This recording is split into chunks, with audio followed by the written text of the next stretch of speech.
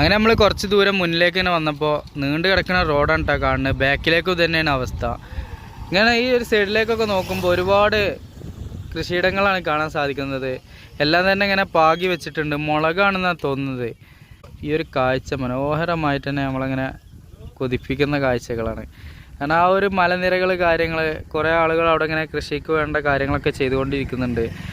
എല്ലാ ഏരിയയിലും ഈ കാണുന്ന എല്ലാ ഏരിയയിലും കൃഷികളാണ്, കണ്ണെത്താ ദൂരത്തുണ്ട് എന്നുള്ളതാണ്. പിന്നെ ആ ഒരു മലനിരകൾ ഇങ്ങനെ ഓളത്തിൽ നിന്ന് കിടക്കുന്നുണ്ട്. അവിടെയൊക്കെ തന്നെ കോടയുടെ ഒരു രൂപമാണ് ഇപ്പോൾ നമുക്ക് കാണാൻ സാധിക്കുന്നത്. ഏകദേശം 12 മണി 1 മണിയോടെ അടുത്തിട്ടുണ്ട്. പിന്നീട് നമ്മൾ ഈ ഒരു പ്രദേശത്തേക്കൊക്കെ നോക്കുമ്പോൾ റോഡ് ഇങ്ങനെ നീണ്ടു കിടക്കുന്നുണ്ട്, കണ്ണെത്താ ദൂരം അങ്ങനെ കാണുന്നുണ്ട്. ഈ ഒരു ഏരിയയിലൊക്കെ തന്നെ കൃഷിയിടങ്ങളാണ് കാണാൻ സാധിക്കുന്നത്.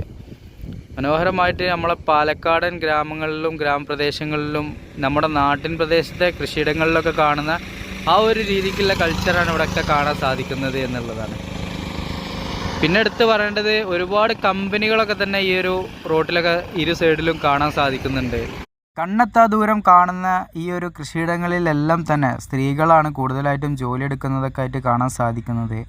ഈ ഇടത്തെ ഭാഗത്ത് കാണുന്ന ഈ ഒരു സ്ഥാപനം ഗോഡൗണാണ്, അരി ഗോഡൗണാണ്. വലിയ വലിയ ഗോഡൗണുകളും വലിയ വലിയ കമ്പനികളൊക്കെ തന്നെ നമുക്ക് ഈ ഏരിയയിലൊക്കെ കാണാൻ സാധിക്കുന്നുണ്ട്.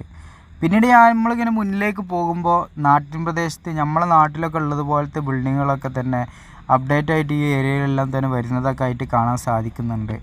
പല ഏരിയകളും ആ ഒരു അപ്ഡേറ്റ് ഇല്ലായ്മയിൽ നിൽക്കുന്നുണ്ടെങ്കിൽ കൂടി അപ്ഡേറ്റ് ആയിട്ട് വരുന്ന ഏരിയകളും ഒരുപാട് കാണാൻ സാധിക്കുന്നുണ്ട്. അത് വീടായിക്കോട്ടെ സ്ഥാപനങ്ങളായിക്കോട്ടെ എല്ലാം തന്നെ അങ്ങനത്തെ കൾച്ചറും ആയി വരുന്നുണ്ട് എന്നതിലും നമുക്ക് സന്തോഷിക്കാം. പിന്നീട് നമ്മൾ മുന്നിലേക്കൊക്കെ പോകുമ്പോൾ ഇതുപോലത്തെ ടീ കടകൾ കാര്യങ്ങൾ പിന്നെ സർക്കസ് കൂമ്പാരങ്ങൾ എല്ലാം തന്നെ കാണാനൊക്കെ സാധിക്കുന്നുണ്ട്. എൻ്റർടൈൻമെൻറ്റിൻ്റെ ഒരു ഏരിയ എന്ന് വേണമെങ്കിൽ നമുക്ക് ആന്ധ്രാപ്രദേശിനെ വിശേഷിപ്പിക്കാം. എന്തെങ്കിലും ഒരു ഫംഗ്ഷനോ കാര്യങ്ങളോ ഉണ്ട് അല്ലെങ്കിൽ ഒരു പ്രോഗ്രാം ഉണ്ടെന്നുണ്ടെങ്കിൽ അതിന് ഇവർ ക്യാഷ് ആയിക്കോട്ടെ എന്തോ ആയിക്കോട്ടെ ഫുള്ള് പൊട്ടിക്കുന്ന രീതിയാണ്.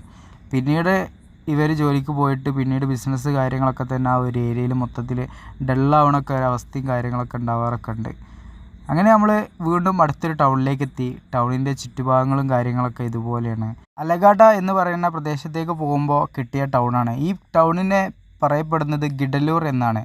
ഈ ടൗണിൽ 1888 ഒരു ചർച്ച് കാര്യങ്ങളൊക്കെ ഉണ്ട്. പഴയ കാലം എത്രയോ ബാക്കിലേക്ക് പോയിട്ടുള്ള ഒരു രൂപത്തിലുള്ള ഫീലിങ്സാണ് നമുക്ക് ഈ ചുറ്റുപാടിലുമായിട്ട് കാണാൻ സാധിക്കുന്നത്. ഇതുപോലത്തെ പെട്ടിപ്പീടികളൊക്കെയാണ് കാണാൻ സാധിക്കുന്നത് ഇരു സൈഡുകളിലും. പിന്നീട് ഈ ഒരു പ്രദേശത്തെ നടന്ന് കാണുമ്പോൾ വളരെ വൃത്തിയായിട്ടുള്ളൊരു പ്രദേശമായിട്ടാണ് എനിക്ക് ഫീൽ ചെയ്തത്. ഒരു പള്ളി കാണാനുണ്ട്, അമ്പലം കാണാനുണ്ട്. ഇതൊരു റെയിൽവേ സ്റ്റേഷനാണ്. റെയിൽവേ സ്റ്റേഷനും ചുറ്റുപാടും എല്ലാം തന്നെ അത്യാവശ്യം വൃത്തിയുള്ള സാഹചര്യത്തിലാണ്. ആന്ധ്രാപ്രദേശിൽ കയറിയിട്ട് ഇത്രയും വൃത്തിയുള്ളൊരു ടൗൺ വേറെ ഞാൻ കണ്ടിട്ടില്ല എന്ന് വേണമെങ്കിൽ പറയാം.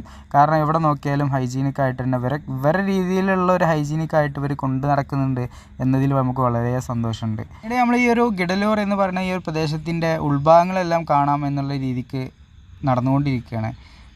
അപ്പോൾ റോഡ് സൈഡിലെല്ലാം തന്നെ ഇതുപോലത്തെ പാർക്കിംഗ് രീതികളാണ് നമ്മൾ കാണുന്നത്. എല്ലാം തന്നെ വിലങ്ങടിച്ചിട്ട് ഒരു ഓട്ടോ അല്ലെങ്കിൽ ഒരു ഓട്ടോ പാർക്കിങ്ങിൻ്റെ ഒരു ഏരിയ അത്രയും കംപ്ലീറ്റ് ആയിട്ട് പോകുന്ന പോലത്തെ രീതി.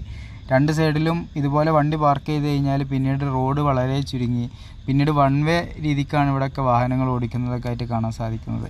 ഉച്ച സമയം ആയതുകൊണ്ട് തന്നെ ഒരു ഹോട്ടൽ കിട്ടിയപ്പോൾ അതിലേക്ക് കയറി. കുഴപ്പമില്ലാത്തൊരു ഫുഡാണ് ഇവിടുന്ന് കഴിക്കാൻ സാധിച്ചത്. 4 തരം കൂട്ടുകറിയോട് കൂടിയിട്ടുള്ള ഒരു പച്ചരിച്ചോറ് എന്ന് വേണമെങ്കിൽ വിശേഷിപ്പിക്കാം ഇവിടുത്തെ രീതിയിലുള്ളൊരു ഫുഡ്.